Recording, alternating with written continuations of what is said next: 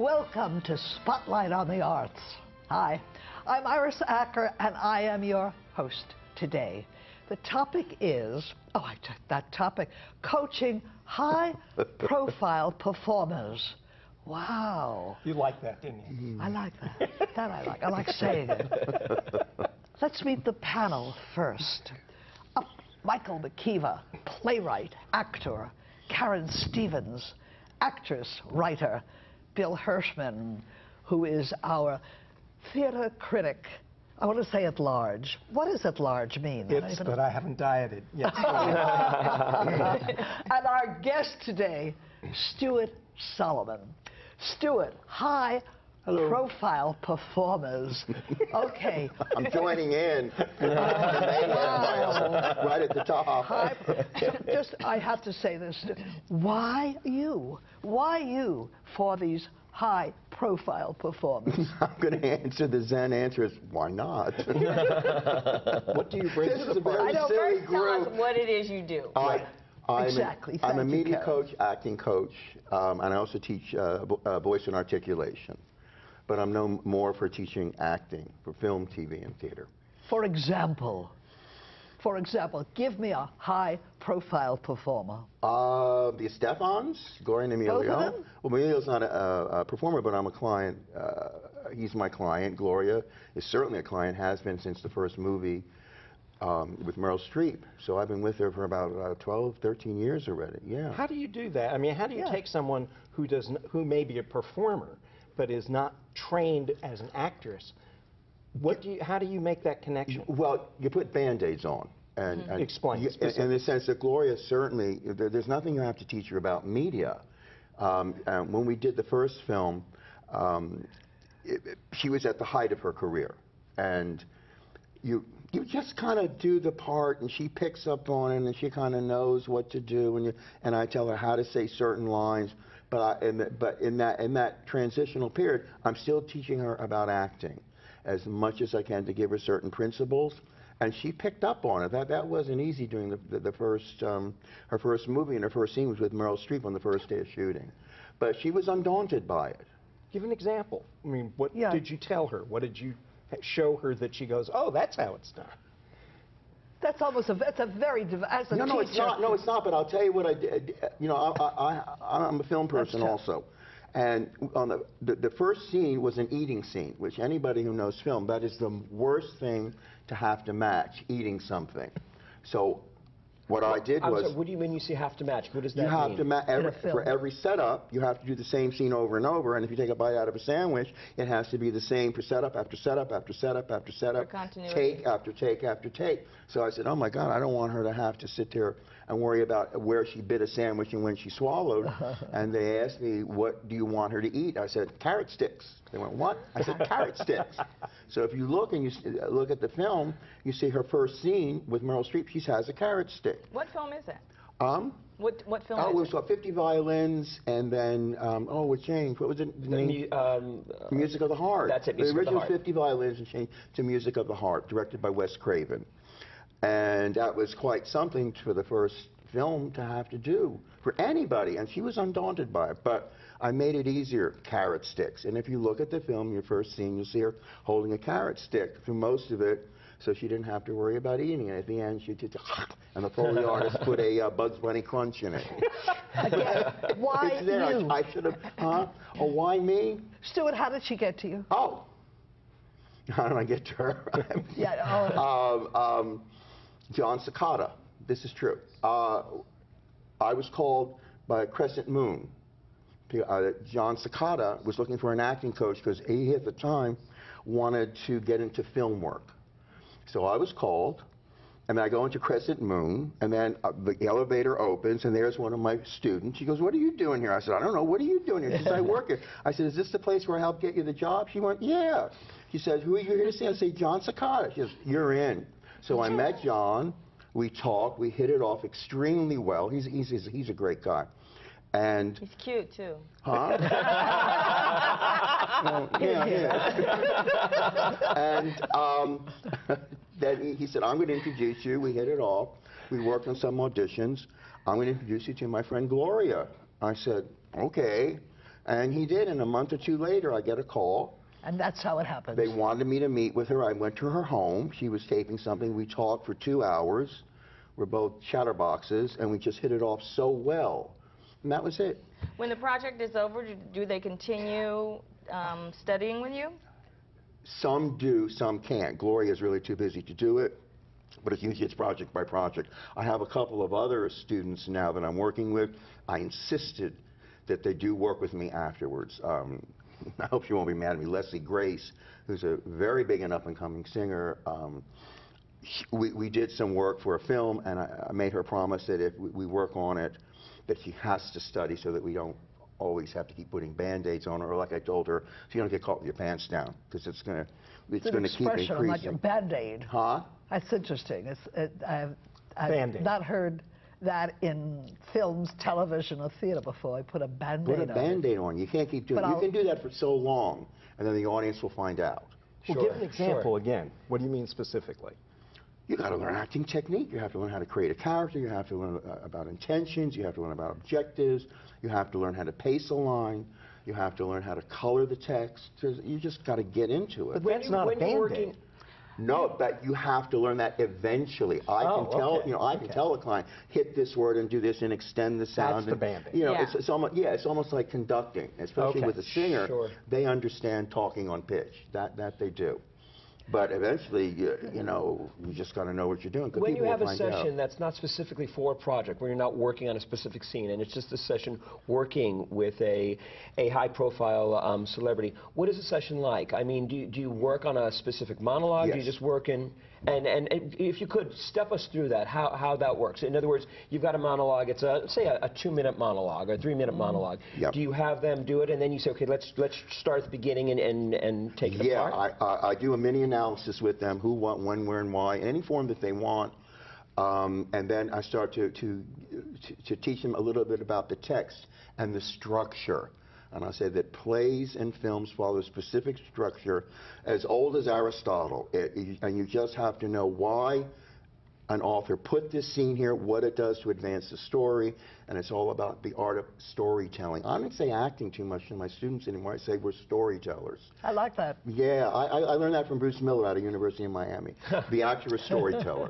Yeah, he has a great book. And I really do believe that. So they're storytellers, and that takes the fear of being an actor, because I think it's very lofty. I don't think it's very lofty. I love the craft. I don't want to upset him. I love the craft. I love the craft, but we're in the business of entertainment. Sure. And that makes it so much easier.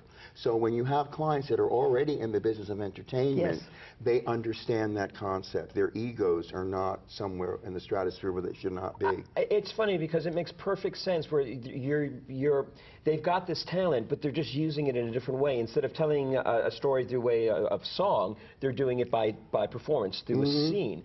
Is that difficult to do? Or is it, oh, it is difficult. There you are. My take on it is that, I'm sorry, I shouldn't be hitting my microphone.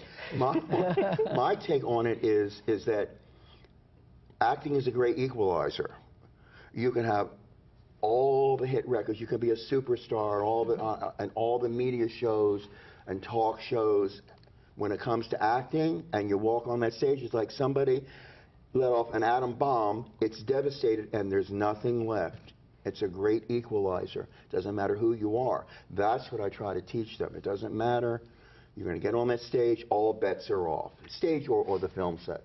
I do believe that. There's How nothing did you get like involved it. in the Latin community? Well, all of you are, it's very theater, so you know what I'm talking about. You get on that stage, doesn't matter. Yeah. You get in front of that camera, doesn't matter. Now, you might have more confidence, a little bit more at stake, okay? And more of a willingness to go through it, and more of a confidence that if they could sing and do all the other stuff, or do some of these media television shows they do, that they could probably act. And it is kind of true. They probably could, because there's that confidence, that basic platform there. But when it comes to acting and developing a role, you got to know what you're doing. Because I'm more of a technician. I really am. I'm not from the school of you fake it till you make it, and you know, you're going to feel it, and if you feel it, people will see it. That's not true. I'm more from the Stanislavski, Stella Adler, you know, the hardcore stuff, you know. Let's talk about your Latin clients now. Oh. Do you speak Spanish? Not a word. To my female Latin clients is mi amore, and the males mi amigo. That's about all I can do. You've got high-profile performers that are Latin, though. Yes, most, yes. And are you coaching them in English? Yes.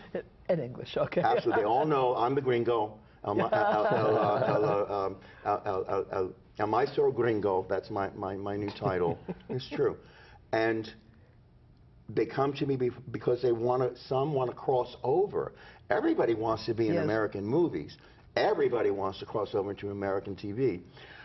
Some of them are smart enough, or their managers are smart enough to know in order for them to do it, they have to get the English language and reduce the accent. So I happen to teach voice and articulation, so I do a lot of accent reduction. The elimination, that's rough to do. Sure. That's rough to do, but part of their charm, I think, is their Spanish accent. So we reduce it as much as possible.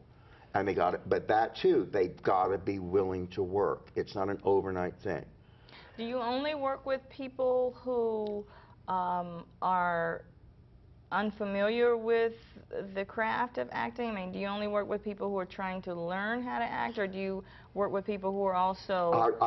Some of my students are stage people, yes, but I'm known more as a teacher, and within the Latin market, I work with a lot of people from the beginning. I really do.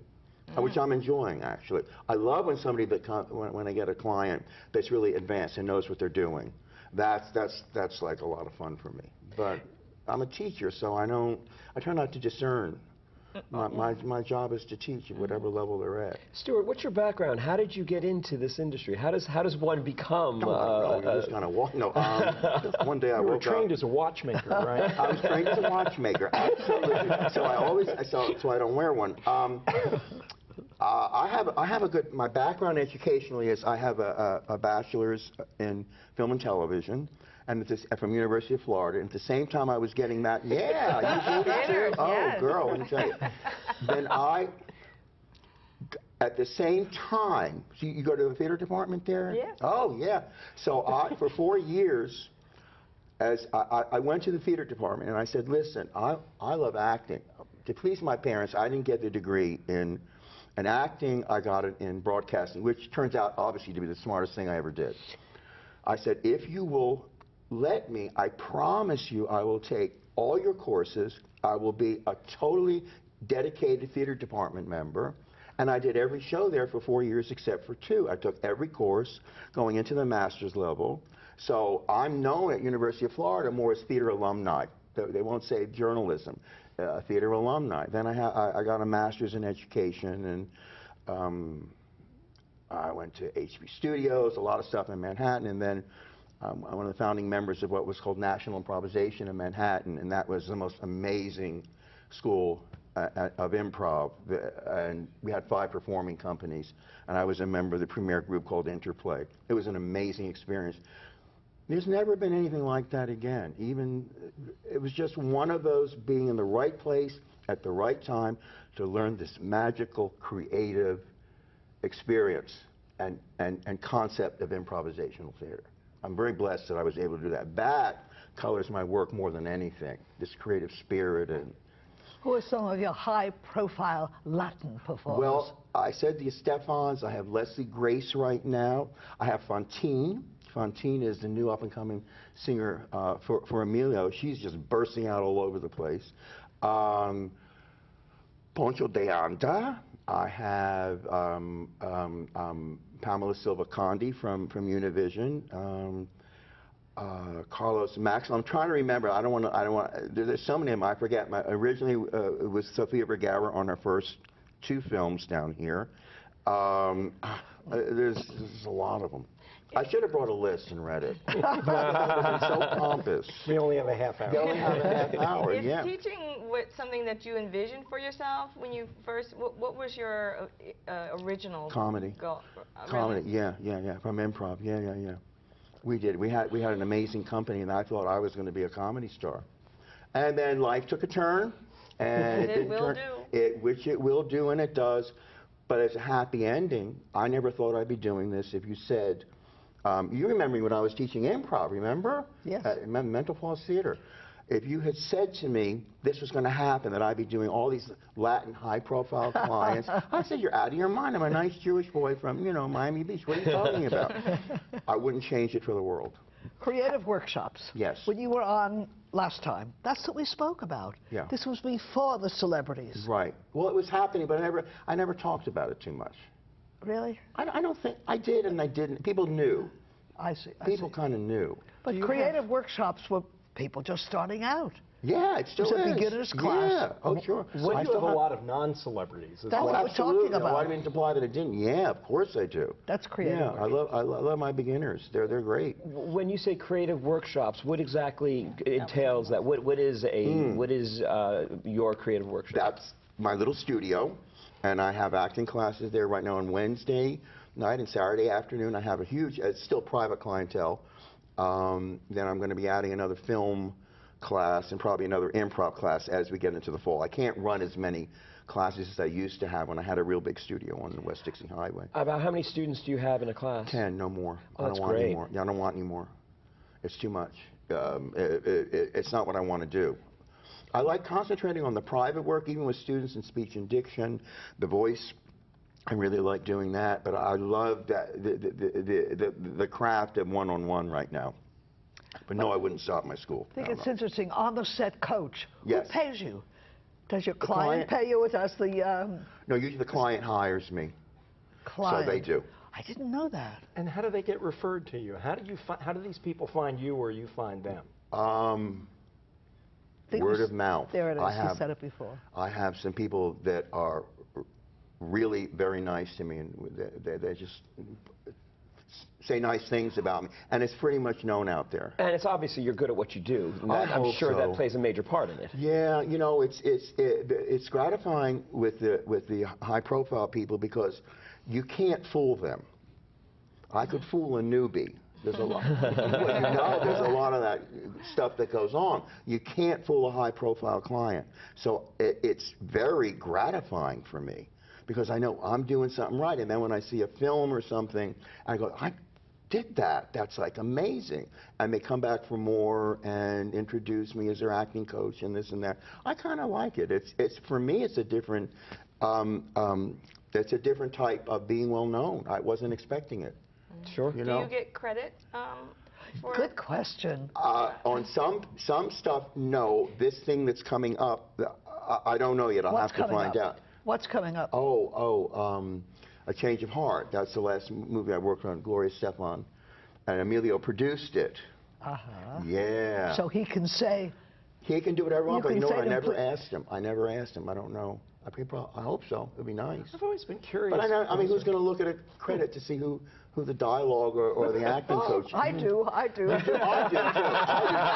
Yeah, but you know, my ego is large, but it's very tame in that area. I don't know why. It's very tame in that area. Do you find a commonality when you're dealing with celebrities per se, as far as temperament or work ethic, or is it all over the place? Do you have to finesse them any more than you would anybody else that's in your class? No, most. You know, I'm very blessed in this area, are so humble. And I learn a lot from them because I hear their life stories. And a lot of it wasn't easy. Most of them, they take nothing for granted. And they know that it can be taken away from them at any time, at the drop of a hat. So although the ones that I seem to have right now, they're like dogs to get where they are. Love every minute. I take great pride in family. So no, every once in a while, I'll meet an egotistical fool. And I'll see them, and they're a star, but I'm not working with them because we wouldn't get along. I just wouldn't be able to teach them. But all of the experiences have been great. You know, otherwise they're not going to work with me. Yeah. Does someone have to interview with you before you accept them as a client? I mean, do you have to find out who they are? Yeah, I do, and I'll talk with them, or they can do it with me on Skype, or come to the studio, and I'll talk with them. But I can pretty much tell in 2 seconds on the phone. Now, with a student, I want to know who is coming into the class, a regular student, because some of them, you know, it's still South Florida, and some of them can be a little what's the word, rambunctious? So I want to know who's coming into the studio. But most of the time when I get a high-profile person, they're coming recommended from somebody else who is high-profile, or like Telemundo or Univision or the Stefan office, Latin World Entertainment.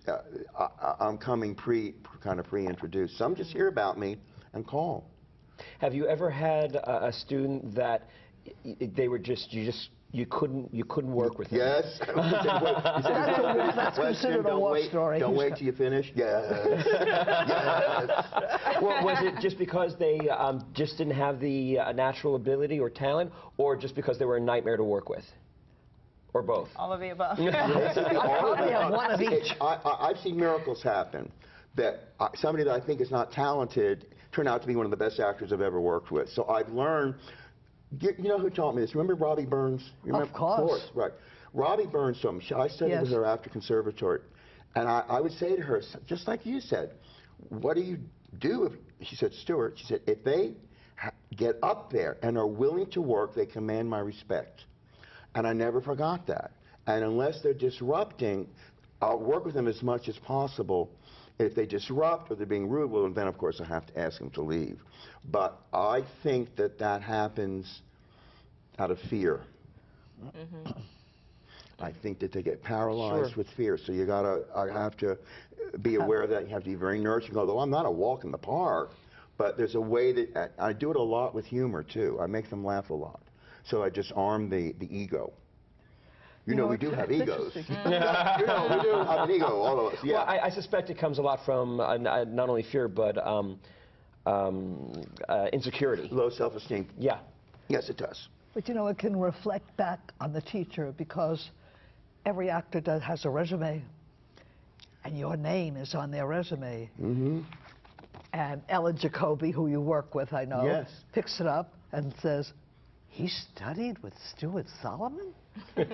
You know what I mean? You get, as you say, an untalented person who doesn't give up and goes on auditions and gets sent out, and there's your name, and oh my goodness, the casting director said... So your reputation is on the line, always. too. Always. What? You said my reputation is on the line. That's right. Always. Absolutely. So now that I'm getting a little older, or let's say wiser, I'm a little protective of that, because I know that will happen. And beginning actors think one of their jobs is to diss, you know, to trash and dish and talk, you know, garbage, and he did this and he did me. It's really very, you know, Bush League kind of behavior, but people think when you're in the theater, you're supposed to be catty, which is not true. No. Where did they get that I was from? going to say, I don't know where that's written. There's a little passive-aggressive behavior that's fun, and we have a good time with it, but when people are saying that because they haven't done anything or have no talent, and they just, well, I'm going to dish the teacher, you know. Got it. Yeah, so you learn. But I don't think I have too much of that problem. I hope not. Anyway. I'm not trying to diss or condescend this region, per se, but when I heard the phrase celebrity coach or high-profile performer coach, if I lived outside of Florida, Miami is not the first place that would come to mind. I would be thinking of Hollywood or New York.